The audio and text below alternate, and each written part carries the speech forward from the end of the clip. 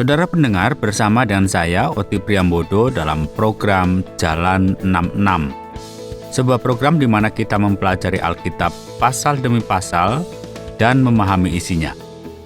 Bersama Pak Yohanes, narasumber kita, hari ini kita akan mempelajari kitab 2 Samuel pasal yang kedua sampai dengan yang keempat dengan tema Perang Saudara. Mari kita mendengarkan bersama dan belajar dari kisah dalam Alkitab. Puji Tuhan ya, masih diberi kesempatan bagi kita untuk bersama-sama belajar kebenaran firman Tuhan. Secara khusus kita saat ini masih ada di 2 Samuel. Saudara masih bersama saya, Pendeta Yohanes. Saat ini kita akan belajar dari 2 Samuel pasal 2 sampai dengan yang keempat. Jadi ada 3 pasal ya. Karena itu siapkan energi, siapkan tenaga, siapkan pikiran. Walaupun pasal 2 sampai 4 ini kan tidak akan kita baca seluruhnya, tetapi kita akan melihat beberapa bagian penting yang kita bisa pelajari pada kesempatan ini. Kiranya saudara boleh semuanya diberkati Tuhan, semuanya sehat.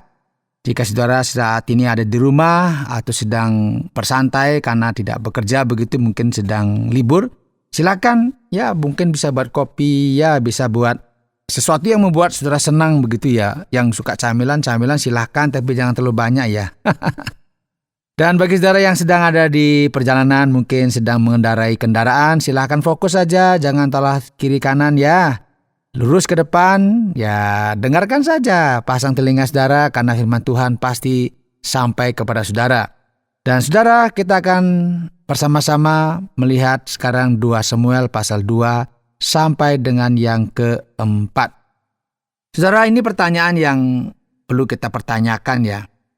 Kita tahu bahwa ketika Saul sudah mati, kemudian berangsur-angsur ini kita akan melihat bagaimana Daud ini akan diurapi menjadi raja ya. Karena itu kita akan melihat sekarang bagian-bagian ini dan kita memperhatikan dengan seksama ya. Apakah aku harus pergi ke salah satu kota di Yehuda? Firman Tuhan kepadanya, pergilah. Lalu kata Daud, kemana aku pergi? Firman-Nya, ke Hebron. Lalu pergilah Daud ke sana dan kedua istrinya, Ahinoam, perempuan Yisril, dan Abigail, bekas istri Nabal, orang Karmel itu. Juga Daud membawa serta orang-orangnya yang mengiringnya masing-masing dengan rumah tangganya. Dan menetaplah mereka di kota-kota Hebron. Kemudian datanglah orang-orang Yehuda, lalu mengurapi Daud di sana menjadi raja atas kaum Yehuda. Saudara, kita lihat sekarang di pasal 2. Ini Daud memulai pemerintahannya, dia diurapi di kota Hebron. Disinilah ia akan memulai pemerintahannya menjadi raja Yehuda. Kita akan melihat bahwa sering ya kita mempelajari kitab 2 Samuel, dan kita akan melihat kerajaan Daud berkembang, menyebar ya. Kemenangan demi kemenangan diperolehnya dalam pertempuran, dan kita tahu semuanya itu adalah berkat dari Tuhan. Namun yang menarik perhatian kita saudara, di awal kitab ini adalah Daud mengungkapkan bahwa ia telah belajar untuk bergantung kepada Tuhan. Karena ia sendiri memutuskan untuk bertanya kepada Tuhan apa yang harus dilakukannya terhadap posisi barunya, situasi barunya sekarang setelah Saul mati. Jadi kita lihat tidak ujug-ujug ya. Tiba-tiba ini Saul mati, langsung dia deklarasi, saya menjadi raja, saya kan sudah diurapi oleh Samuel. Tidak seperti itu. Kita lihat dia bertanya, dan Allah memerintahkan Daud untuk pergi ke Hebron. Dan di sanalah para pemimpin setempat akhirnya mengurapinya sebagai raja. Ya, hal ini terjadi saudara dalam konteks orang-orang Yabesi Gilead yang merupakan orang-orang yang sama yang telah menurunkan jenazah Saul dan menguburkan tulang-tulangnya setelah kematiannya dalam pertempuran melawan orang Filistin. Daud adalah orang yang dipilih Allah dan ia akan memulai perjalanannya, langkah-langkahnya saudara sebagai raja Israel sekarang. Namun sayang saudara, keadaan akan menjadi rumit karena kita akan melihat orang-orang berusaha mengembalikan keluarga Saul. Itu biasa ya. Jadi ada orang-orang yang setia kepada Saul, dia berjuang bagaimana caranya mengembalikan dinasti Saul. Dan kita menemukan pria yang bernama Abner. Mereka berpihak pada Saul dan ingin dinastinya menang. Nah, kontras yang kita lihat dalam kitab suci sangat jelas, saudara. Sementara Daud memohon kepada Tuhan, tetapi Abner mencoba melakukan sesuatu dengan cara paksa, dengan caranya sendiri. Jadi kitab suci akan memberitahu kita bahwa Abner mengangkat salah satu putra Saul sebagai raja. Seseorang yang selamat. Dan namanya adalah Iso-Boset. Yang berarti malu dan kemudian namanya akan diubah. Dan orang ini putra Saul ditempatkan pada posisi yang baik. Menurut apa yang kita baca di ayat 8 dan 10. Ya, semuanya ini karena arahan Abner. Yang kita amati di sini, dia berniat untuk mengendalikan situasi melalui Isi-Boset. Yang katakanlah dia ini orang yang lemah sebenarnya, tapi dikendalikan oleh Abner. Ya, dengan demikian kita akan melihat terjadi perang, saudara, karena akhirnya Abner ini konflik dengan Yoab yang merupakan jenderal Daud selama pertempuran di Gibeon. Menurut apa yang kita baca di pasal 2 ini juga. Nah, Abner dikejar oleh saudara Yoab, seorang pria bernama Asael. Abner memperingatkannya untuk berhenti, tetapi ia tidak mendengarkan dan terus mengejarnya. Sehingga Abner akhirnya membunuh saudara Yoab. Kita perhatikan. Berserulah Abner kepada Yoab, "Haruskah pedang makan terus-menerus? Tidak tahukah engkau bahwa kepahitan datang pada akhirnya? Berapa lama lagi engkau tidak mau mengatakan kepada rakyat itu supaya mereka berhenti memburu saudara-saudaranya?" Jawab Yoab, "Demi Allah yang hidup, sekiranya engkau berbicara tadi, maka tentulah sudah dari tadi pagi rakyat menarik diri dari memburu saudara-saudaranya." Lalu Yoab meniup sangkakala dan seluruh rakyat berhenti. Mereka tidak lagi mengejar orang Israel dan tidak berperang lagi. Saudara, di akhir pasal 2, kita akan melihat deskripsi pertempuran. Ya, ini konflik yang menyedihkan, saudara ya. Kita sekarang akan bertanya pada diri kita sendiri, bagaimana ini mungkin? Umat Allah sedang berada dalam perang saudara. Nah, pasal 3 akan sangat jelas mengatakan bahwa peperangan antara keluarga Saul dan keluarga Daud berlarut-larut. Daud kian lama kian kuat, sedang keluarga Saul kian lama kian lemah. Dan kemudian melihat juga daftar putra-putra Daud dari ayat 2 sampai 6 yang menyingkapkan kekuatan Daud. Semakin banyak anak, semakin kuat keluarganya menurut pandangan masyarakat pada saat itu. Nah, selama ada peperangan antara keluarga Saul dan keluarga Daud, maka Abner makin mendapat pengaruh di antara keluarga Saul. Saudaraku, pertumbuhan kekuasaannya menyebabkan ia mengambil keputusan yang gegabah. Ini kita lihat di sini. Keluarga Daud semakin berkembang. Dinastinya semakin kuat dari waktu ke waktu. Terlepas dari pemberontakan dan upaya Abner untuk merebut kekuasaan. Nah, situasi semakin rumit bagi dinasti Saul. Abner akhirnya berhubungan seksual dengan seorang selir Saul di masa lalu. Nah, Isi-Boset menganggap hal itu sebagai ancaman dan memahami niat Abner sebagai upaya untuk merebut kekuasaannya. Dan hal ini dianggap sebagai penghinaan, sebagai situasi yang sangat tidak baik. Abner kemudian bersumpah, kalau kita baca di pasal 3 ayat 6, dan berjanji bahwa ia akan membawa seluruh Israel di bawah kekuasaan dan pemerintahan Daud. Maka ia melakukan segala daya upayanya untuk menuju ke arah ini. Ini politis, saudara ya. Situasi akan berlangsung dengan sangat keras, penuh dengan peperangan dalam konteks kalau kita memperhatikan pada masa Israel kuno. Kitab suci akan memberitahu kita bahwa situasi akan menjadi semakin rumit karena Abner akan mencoba mendekati Daud, mencoba memperluas kekuatan dan pengaruhnya. Wah, dia berjuang karena dia ingin mendapat keuntungan pribadi. Akhirnya membuat Yoab sangat marah. Lalu mengambil tindakan drastis dan akhirnya membunuh Abner. Dalam situasi ini yang ia tafsirkan sebagai ancaman besar. Nah, saudaraku, kitab suci akan memberitahu kita bahwa setelah meninggalkan Daud, sudah pergi dari hadapan Daud, Yoab mengirim utusan untuk mengejar Abner dan mereka akan membawanya ke sumur di Sirah. Ya, ketika Abner kembali ke Hebron, maka Yoab membawanya sebentar ke samping di tengah-tengah pintu gerbang itu, seakan-akan hendak berbicara dengan dia dengan diam-diam. Kemudian ditikamnyalah dia di sana pada perutnya sehingga mati, membalas darah Asahel adiknya. Ketika hal itu didengar Daud, kemudian berkatalah ia, aku dan kerajaanku tidak bersalah di hadapan Tuhan sampai selama-lamanya terhadap darah Abner bin Ner itu. Biarlah itu ditanggung oleh Yoab sendiri dan seluruh kaum keluarganya. Biarlah dalam keturunan Yoab tidak putus-putusnya ada orang yang mengeluarkan lelehan, yang sakit kusta, yang bertongkat, yang tewas oleh pedang, atau yang kekurangan makanan. Saudara, kalau kita memperhatikan akhir dari pasal 3, ini menunjukkan kepada kita bahwa situasi itu semakin sulit dan penuh dengan kekerasan terjadi antara dua keluarga, dan bagaimana situasinya akan tetap rumit hingga akhirnya Daud menjadi raja Israel secara keseluruhan. Ya, kita tahu di sini ya Daud juga kesal juga nih kepada Yoab ya.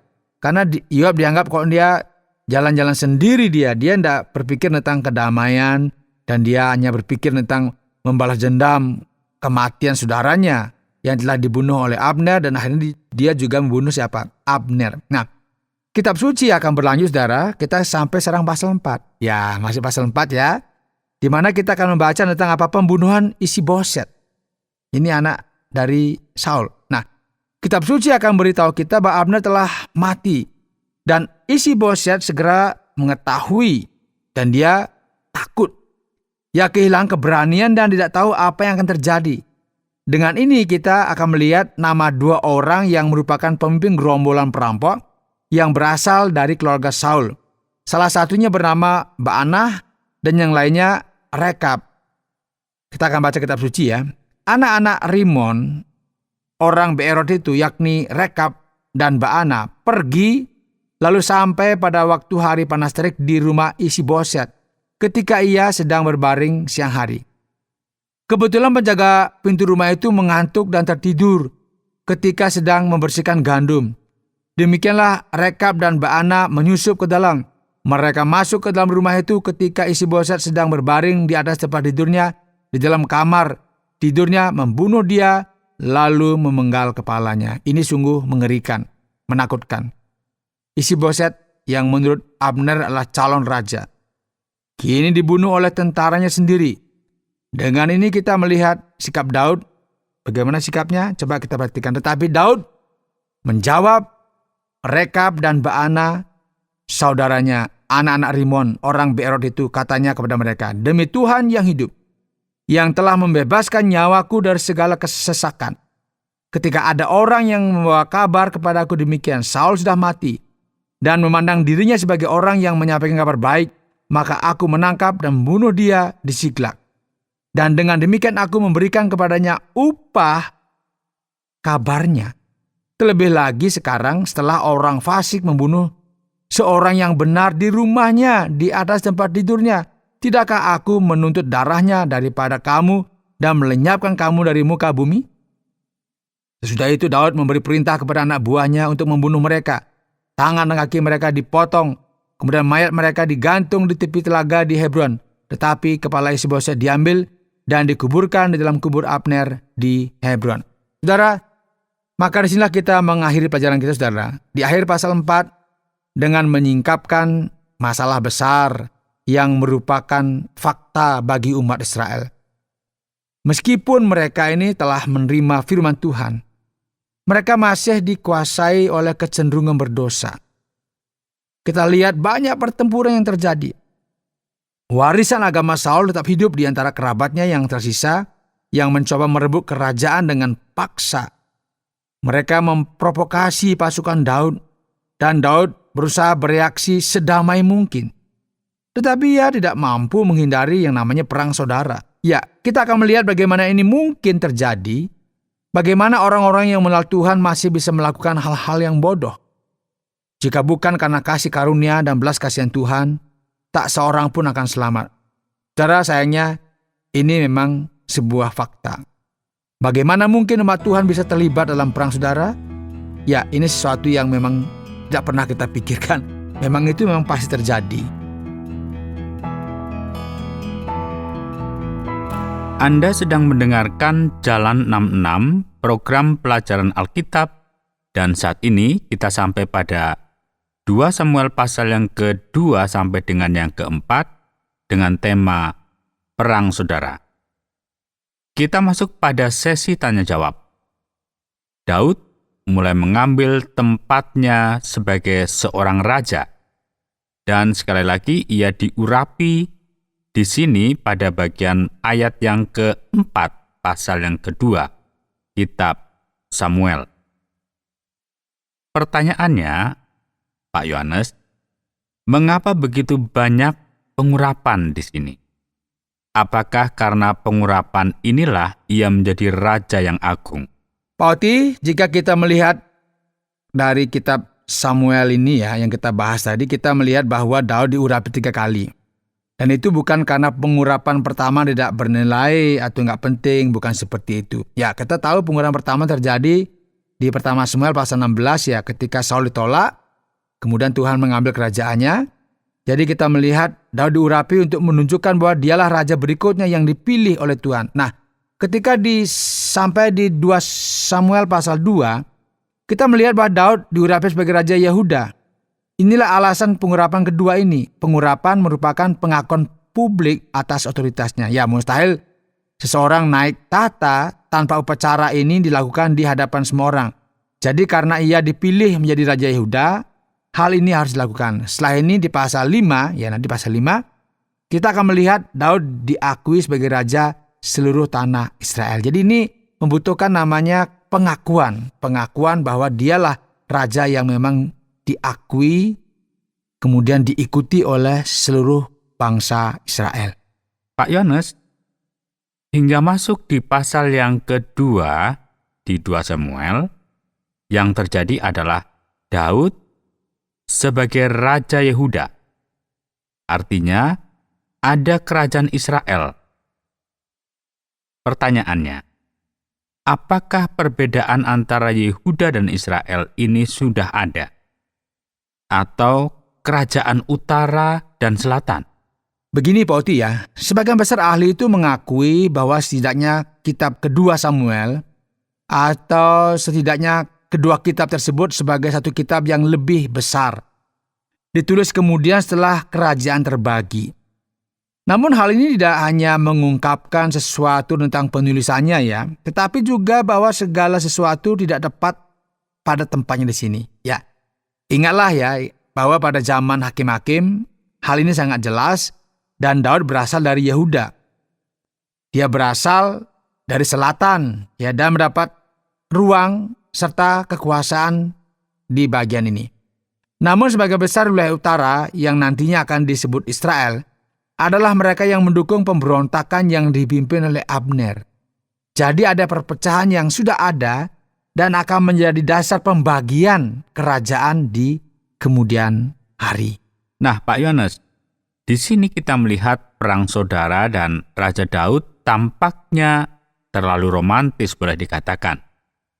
Di ayat yang ke-13 pasal yang ketiga, Pak Yohanes, ia meminta Mikal istrinya yang telah ia beli dari Saul untuk kembali. Apakah hasratnya memang benar-benar sebesar itu? Menginginkan istrinya kembali. Kita sudah membahas ini sebelumnya bahwa Daud sebenarnya terlibat dengan banyak wanita. Dan Mikal adalah salah satunya dan dia sudah memiliki 2 istri dan sekarang dia juga memanggil istrinya. Tetapi alasan menginginkan Mikal kembali bukanlah nafsu, Poti Sebenarnya itu lebih berkaitan dengan strategi militer. Masalahnya dengan pertikaian antar keluarga dan perang saudara yang pecah di sini. Jika dia mendapatkan Mikal kembali, jika ia menikah dengannya, salah satu putri Saul, maka ia tidak hanya akan mencapai perdamaian lebih cepat, tetapi juga sah menduduki tahta karena semua putra Saul telah meninggal. Hanya tersisa Isi-Boset dan dia akan segera meninggalkan skenario tersebut. Kemudian, Mefiboset akan muncul dan dia mengalami masalah fisik. Jadi Daud berpikir untuk kembali menikah ini dengan tujuan militer, ini bersifat strategis. Jadi ini terjadi pada masa-masa kerajaan-kerajaan, ini kan biasa begitu Jadi untuk mengikat perdamaian antar kerajaan, memberikan anak putri atau putra mereka agar mereka terikat perdamaian dan sebagainya. Ini bersifat politis dan bersifat strategi militer ya. Berikut kita perhatikan pada ayat yang ke-29 dari pasal yang ketiga, disebutkan tentang Yoab membunuh musuhnya, Abner. Lalu, mengapa Daud mengutuk seluruh keluarganya, semua generasi keluarganya? Nah, bagaimana mungkin dia melakukan hal ini? Nah, Pak Oti, ini sesuatu yang perlu kita pahami tentang budaya Ibrani kuno ya. Orang yang berwenang, terutama yang berwenang dalam rumah tangga kita, sering melihat hal ini pada periode patriarkah. Dalam arti tertentu, ia adalah orang yang mewakili Tuhan. Dan ia memiliki semacam tanggung jawab atau lebih tepatnya, wewenang untuk memberikan berkat atau bahkan sebaliknya. Sayangnya beberapa kelompok mengambil bagian ini dan mengeneralisasinya dengan mengatakan bahwa kita dapat mengatakan apa yang akan terjadi dan apa yang tidak akan terjadi. Ya, Daud melakukan ini karena sikapnya dan meskipun hal ini dilakukan untuk keuntungannya sendiri dan Yoab punya alasan sendiri karena Abner memang orang yang buruk. Dan Abner tidak hanya ingin merebut kekuasaan, tetapi juga mengendalikan situasi dan mencoba menggunakan putra Saul sebagai semacam boneka di tangannya. Jadi ini dikatakan sebagai dia sebenarnya sudah melampaui batas. Dan ini tentunya sesuatu yang tidak baik. Ya, karena memang ada orang-orang yang di lingkaran kekuasaan itu dia berjuang untuk mengambil posisi bersifat politis ya, untuk mendapatkan keuntungan pribadi. Dan kita tahu bahwa di sini ya Abner melarikan diri, kemudian mencoba menyelesaikan masalah dengan Daud karena ia ini kan sangat politis ya. Jadi ia memang orang yang rumit. Ia telah membunuh Asahel yang membuat Yoab marah. Namun Daud tidak ingin melihat pertumpahan darah lagi dia. Mungkin dah capek ya. Tidak ingin masalah diselesaikan dengan balas dendam karena Daud tahu itu cara yang tidak benar. Jadi jika Anda memiliki seorang asisten dan orang ini memilih untuk bertindak impulsif dalam menyelesaikan masalah, maka orang ini sebenarnya tidak dapat dipercaya untuk diajak bekerja sama. Nah, Daud melihat hal ini dan bersikap keras kepadanya dengan mengatakan kepada Yoab bahwa keturunannya akan menuai akibat dari sikapnya yang gegabah dan impulsif di sini. Ini yang sebenarnya terjadi. Terima kasih Pak Yones atas penjelasannya. Berikut bagaimana dengan kesimpulan akhirnya. Saudara, hari ini dalam program Jalan 66 kita telah belajar dari 2 Samuel pasal 2 sampai dengan yang keempat. Kita melihat bagaimana alur cerita yang telah kita pelajari bersama-sama, bagaimana terjadi perang saudara, karena ya itulah keadaan yang memang terjadi ketika ada orang-orang yang memang memiliki kepentingan-kepentingan untuk mendapatkan kekuasaan. Kita belajar di sini bahwa perebutan kekuasaan adalah sesuatu yang mengerikan. Sungguh mengerikan. Kita tahu ya, ketika bicara mengenai kekuasaan itu orang berebut. Ketika terjadi perebutan, itu biasanya terjadi pertumpahan darah. Saudara, kita akan melihat bahwa dunia saat ini dengan orang-orang yang beradab, dengan orang-orang yang berpendidikan baik, yang belajar di sekolah-sekolah yang ya memiliki reputasi yang luar biasa. Dan mereka-mereka yang memiliki segala-galanya, mereka juga tetap bisa rusak.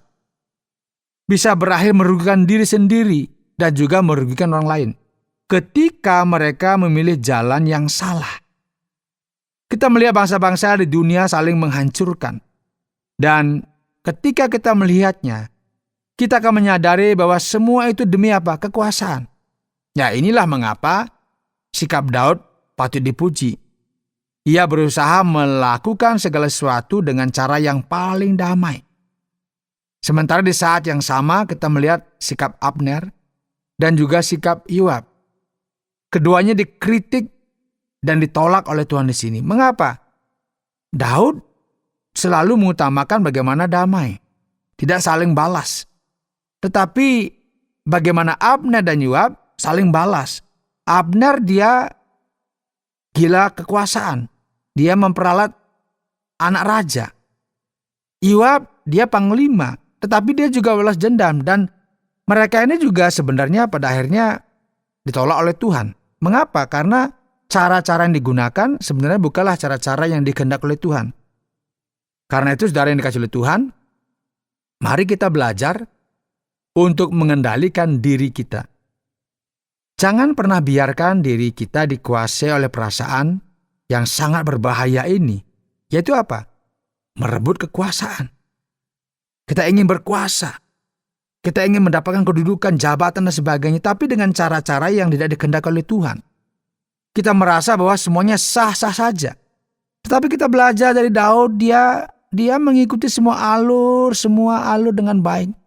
Pada waktunya dia sampai juga kepada posisi yang memang Tuhan sudah kehendaki dari awal. Tetapi dia melewati semuanya dengan selalu bertanya kepada Tuhan. Dia selalu melewati semuanya dengan tetap menjaga prinsip-prinsip yang diajarkan oleh Tuhan. Nilai-nilai yang diajarkan di dalam kitab suci. Karena itu hati-hati, saudara yang dikasihi oleh Tuhan. Saudara yang mendengarkan program ini, mungkin saudara saat ini punya keinginan untuk merebut kekuasaan. Entahkah di organisasi, entahkah itu ada di tempat pekerjaan. Kita tidak boleh menggunakan cara-cara yang tidak dikehendaki oleh Tuhan. Daud menjadi contoh bagi kita. Dia tetap mengikuti alur. Dia tetap berserah kepada Tuhan. Dia tetap bertanya kepada Tuhan untuk langkah-langkah kehidupannya. Karena itu, hati-hati. Jangan sampai kita dikuasai oleh perasaan ingin merebut kekuasaan. Karena apa? Itu akan membawa risiko yang mengerikan. Dan akan menyebabkan dampak yang luas. Dan salah satunya adalah kehancuran. Mari kita datang untuk membawa damai. Mari kita belajar dari Daud. Bagaimana dia memang selalu menginginkan perdamaian. Dia tidak membenci orang. Tetapi dia orang yang berserah kepada Tuhan. Dia orang yang berharap kepada Tuhan. Dan dia mengizinkan Tuhan yang memimpin kehidupannya. Kiranya Tuhan memberkati saudara. Memberkati pada hari ini. Apapun yang saudara kerjakan, saudara lakukan, diberkati oleh Tuhan. Amin. Baik, terima kasih banyak Pak Yohanes. Saudara pendengar, karena waktu yang tidak memungkinkan, kita akhiri program Jalan 66 kali ini. Kami menantikan Anda untuk tetap mengikuti pelajaran berikut dalam lanjutan pembelajaran Alkitab yang memberikan pelajaran menyeluruh tentang firman Tuhan. Jika Anda memiliki pertanyaan atau berespon terhadap topik berhubungan dengan program ini, silakan menyampaikan melalui WhatsApp ke nomor 081 333 777 386. Terima kasih atas perhatian Anda.